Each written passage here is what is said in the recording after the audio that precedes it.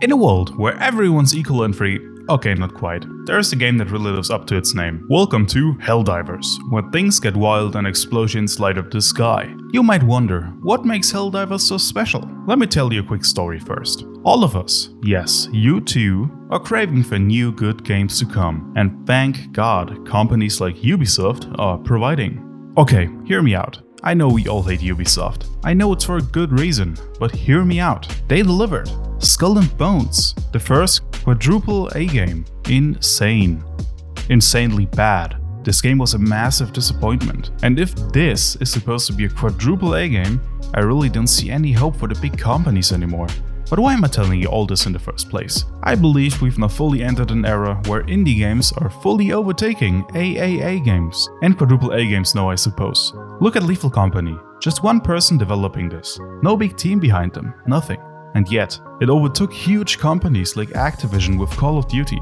But Lethal Company is something for another video. This trend is continuing, now with today's topic, Helldivers 2. Sure, Helldivers dev team, Arrowhead Game Studios, is a lot bigger than what Lethal Company had, no arguing about that. Still, it is a damn lot less than any of the big studios there are. Be it at EA, be it at Ubisoft. They have incredibly high amount of people working on each game. Most of the time, looking at Skull and Bones again. Yet, they get overtaken. But I don't want to get into this too much. I'm just a guy playing video games all day, creating content about it.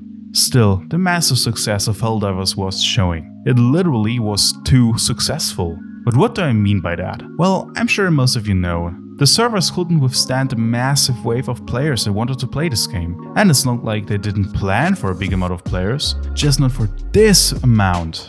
While I know many do blame Arrowhead, how could they have seen this coming? Let me show you something regarding this. There was a prequel to this game, Helldivers 1, a top-down 2D shooter. Now, here are the stats for Helldivers 1. It had a peak of 6,000 players, which isn't bad, but also not a lot. Now, I'm going to show you the stats of Helldivers 2. But before, what do you think the peak was at? I'd like to hear what people think, cause I definitely did not think it would be that high. Well, here goes. 450,000. Was that any close to what you thought it was? But now knowing this number, you may start to understand the problem, especially if pointing out that this is only the PC players. The PlayStation players are not yet taken into account. Arrowhead released the game with a capacity of 250,000 players. That didn't last long. Not at all. Starting from its release, the game was basically unplayable for a majority of the day for quite some time.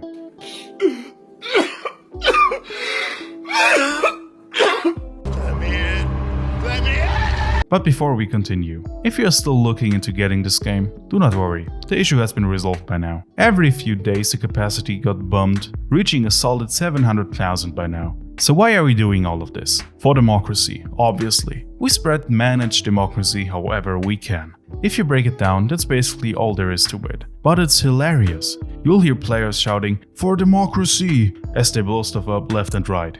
Also, I'm guessing it's no secret that this game has its roots in a particular movie. It takes inspiration from Starship Troopers, which adds even more to the experience if you have seen it. But let's finally get to the gameplay. Helldivers is all about blowing things up. That's all there is to it. Whether you're fighting bugs. Oh shit, okay, we might have a problem. I have absolutely nothing ready. I will sacrifice myself for this point of democracy. No! Oh, but that was direct hit. Robots. Whoa, whoa, whoa, whoa, okay. Everything's just exploding here.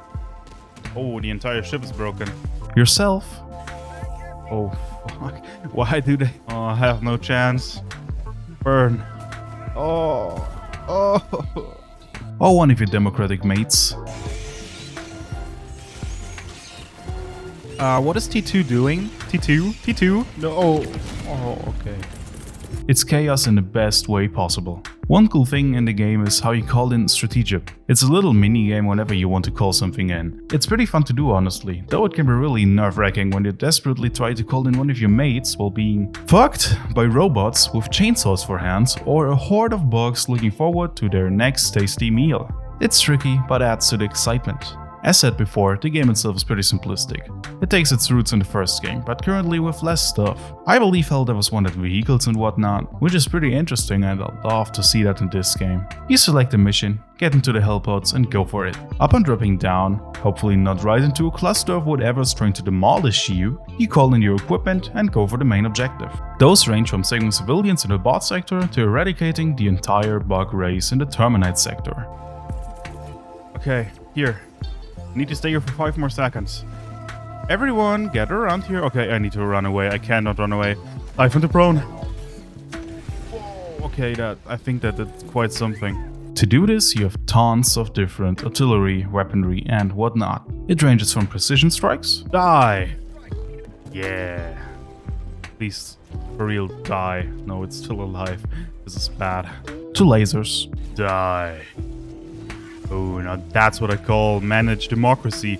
I think I just killed the person there. Okay. Well, happens. To nukes. Now, let's see. Explosive stuff. Oh, man just died. Overall, Helldivers is just plain awesome, and I really suggest you should try it yourself. With its explosive action, funny dialogue and attention to detail, it's no wonder people love it so much. So Helldivers, grab your gear, sound the alarm, and let's spread some democracy.